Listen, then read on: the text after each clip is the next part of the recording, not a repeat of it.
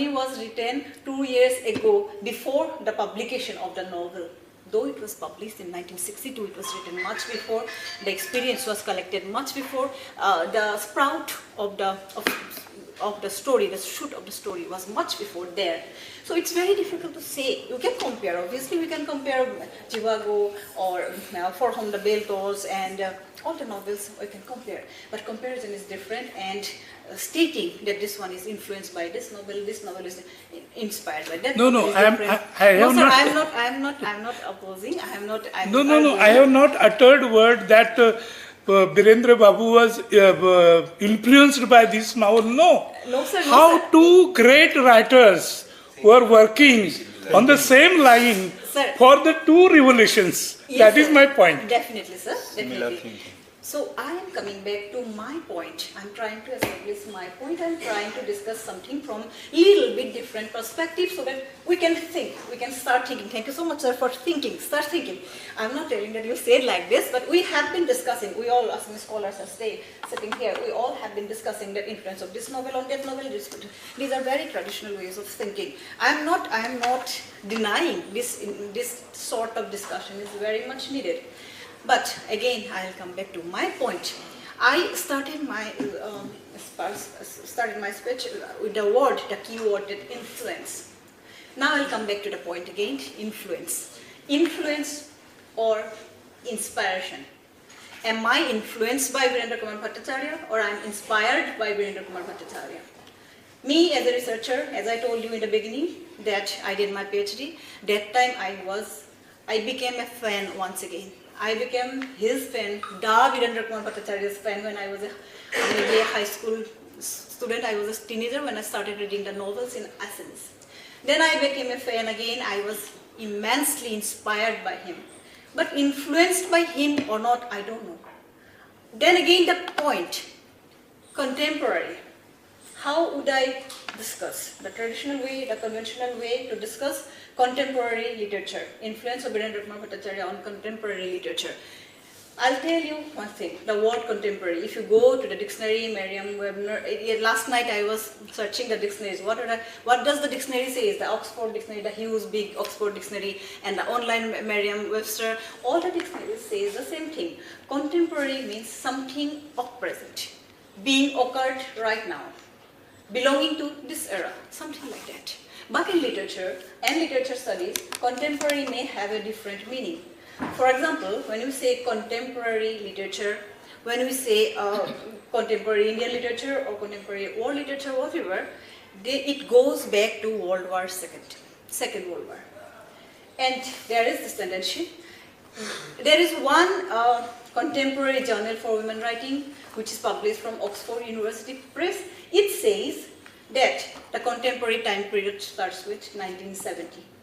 Then again, comparative literature society says it should be within 25 years.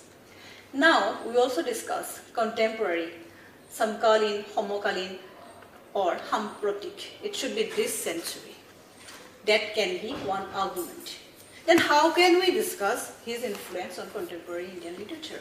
It's too vast topic for me, but I'll still try. Homen Borgohain, I'll try to make it short. I'll try to give less example, but without example I cannot proceed. Homen Borgohain, the stalwart in Assamese literature and journalism. Kumud Sharma madam was repeatedly telling the relation between journalism and literature. I will give example from Homen Borgohain. In 2009, Bonanota published one book, More Zaubonar Ramdhenu, the rainbow of my youth, something like that, a very loose translation. In that book, the great Homen Borgohain wrote, the first line itself was, Ramdhenur Janmor Loge Loge Mor Lekhok Jibonor Nobojanmo Ghotisil. The rebirth of my writing career, along with the rebirth of Ramdhenu. He used the line, it's in 2009, the book is there, the book is with me. But actually, what did he mean? Ramdhenu was published much before, almost the second year of our independence. After that, it continued. Indra Kamal Bezborua, Maheshwar Neo, in between forest, short time, Kirtinath Hazarika. Then Birendra Kumar Bhattacharyya took responsibility of the editorship of Ramdhenu.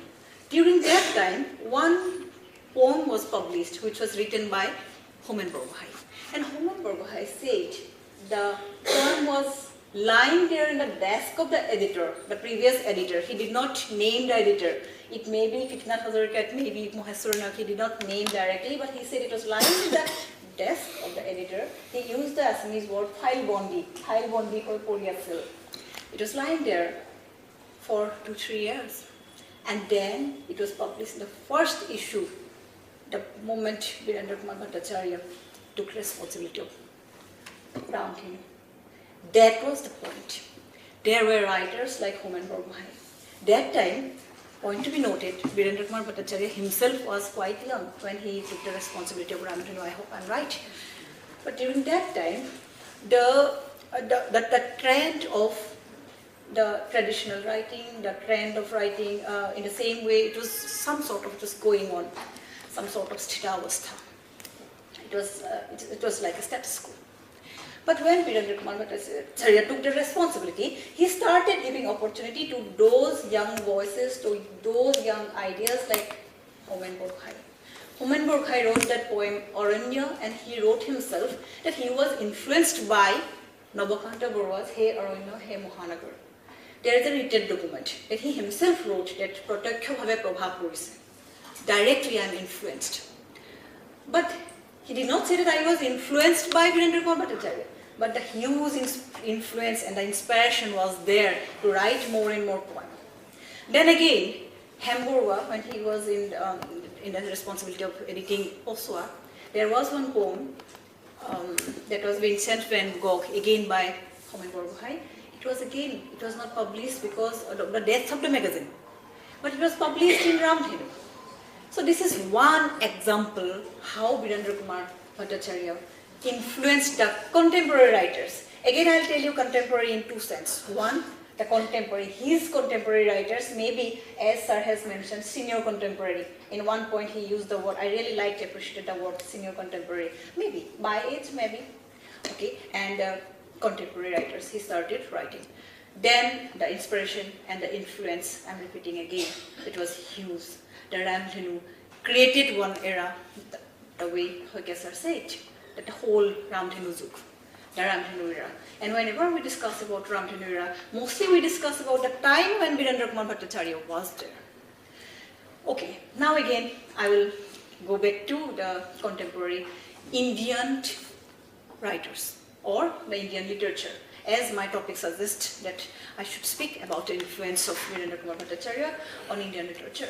But then again, the question is, contemporary means, should I speak about today's contemporary scenario or his contemporary scenario, or we will follow the literature, comparative literature association, we will follow the Oxford University Press, and we will talk about the post-war scenario. Whatever we discuss, we'll come back to the same point that Birendra Kumar Bhattacharya's influence was there and still is there. I'll give you one example. We know Premchand. Some of us perhaps know, or maybe many of us, most of us know that his name was Dhanpat Rai Srivastav. Dhanpat Rai Srivastav is Munshi Premchand. His son was Amrit Rai. Amrit Rai was Birendra Kumar Bhattacharya's contemporary. Almost like 1924, we are celebrating Birendra Kumar Bhattacharya's birth centenary. And Amrit Rai was born, I think, a little before him. But he was contemporary writer. And Amrit Rai's debut novel was Bees. Maybe Bees in Hindi, I don't know. And when I entered the room, it caught my eye, Birendra Kumar Bhattacharya. I was like, no, it is Birendra Kumar Bhattacharya. This is not Birendra, it is Birendra. Anyway, Bees or Biz, the debut novel of Amrit Rai, it has lots of similarities with Birendra Kumar Bhattacharya's Pratipat. Even some sentences, some dialogues of the characters, there are similarities. But even though similarities are there, we cannot claim that it was influenced by Birendra Kumar Bhattacharya or Birendra Kumar Bhattacharya was influenced by Rai. There is a huge possibility that they made each other. Birendra Kumar Bhattacharyya was like a bohemian soul. He was roaming in many places. Zuri Baido is present here. She will agree with me. She was roaming in many places. Homin Kolita, one person who wrote one biography of Birendra Kumar Bhattacharyya, he wrote in the foreword that it was very difficult to meet him because most of the time he is not at home or he is busy with his book and his notebook. So when he was a bohemian soul, he was a wanderer, not a traveler but a wanderer, not a tourist, not a traveler but a wanderer. He was wandering many places. He has the experience of that then contemporary Indian literary scenario, and it has been discussed many times here in today's session itself that he was so closely associated with Sahitya Akademi, and that during that time he was very much there in the literary scenario of India, so the high possibility is there. The influence and inspiration was there. It may be from both the sides. His influence on him or their influence on him, both the sides. But besides, I would like to tell you one more thing. More than being influenced by one person, they were influenced by the time, the environment, the political, the socio-political scenario, the freedom movement, then the Marxist movement, the progressive movement in literature, then later, if we talk about Birendra Kumar Bhattacharyya, like the refinery, oil refinery strike, and the language movement, all the socio-political scenario. I'm just trying to make it short. So these were the influence and the inspiration. But at the same time, I would like to end with a note that the inspiration is still continuing. The modernism, the postmodernism, whatever we have been discussing today, it started with Ram Dhenduksuri. But you can, of course, you have the right to disagree with me. You may differ. Like if I tell that Birendra Kumar Bhattacharyya wrote long back stories like Holita Mami, Ma Konor Gohai, where the female psychology was analyzed. But then you may differ, you can say that it was there long back in Patmugi. It started long back, it started with Lakshmanath Besbarua. How can you say that it started with Birendra Kumar Bhattacharyya? We cannot claim. We cannot claim, and there is no conclusion, there is not a very solid conclusion or siddhanta in literature. So the windows are open.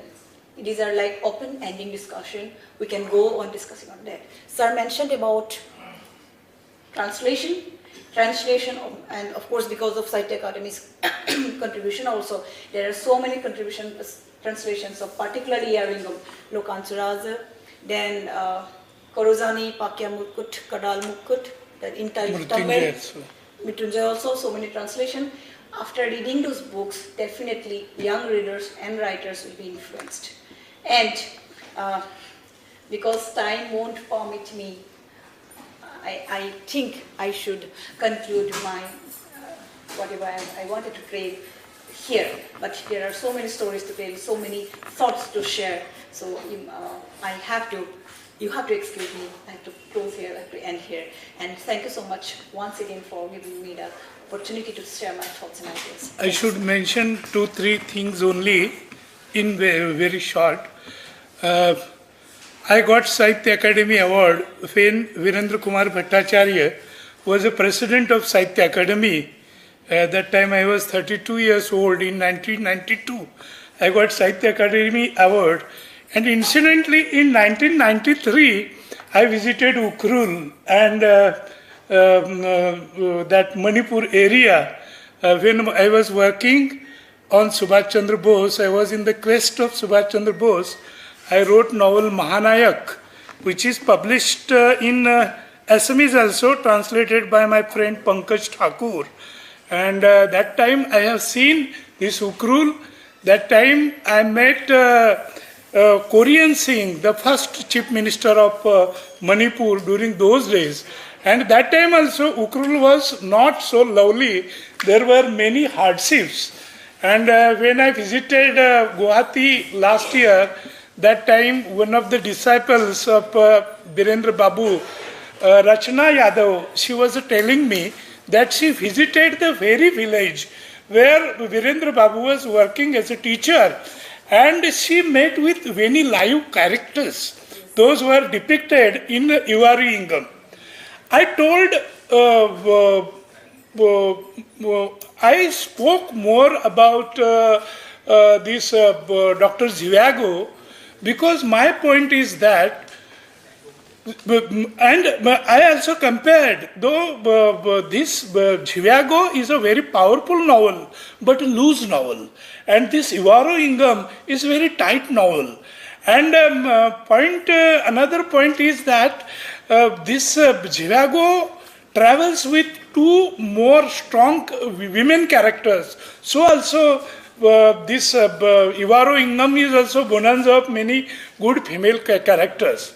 But my point is that Russian language and European languages, they are getting publicity and the entry on the world stage immediately. But in India, because of many barriers, we are behind of all these scenarios. So my point is that we should translate those works in very good English, which is acceptable on the world level. And I think there are two translations of Ivaru Ingam in English, Love at the Time of... and I met Mrs. Bhattacharyya also last time. She was also not happy for on the point of good English translations. So I believe and I tell you that Birendra Babu was a very powerful writer, and I think he must be the first from seven sisters who strongly came influenced the rest of the India. That is his great contribution.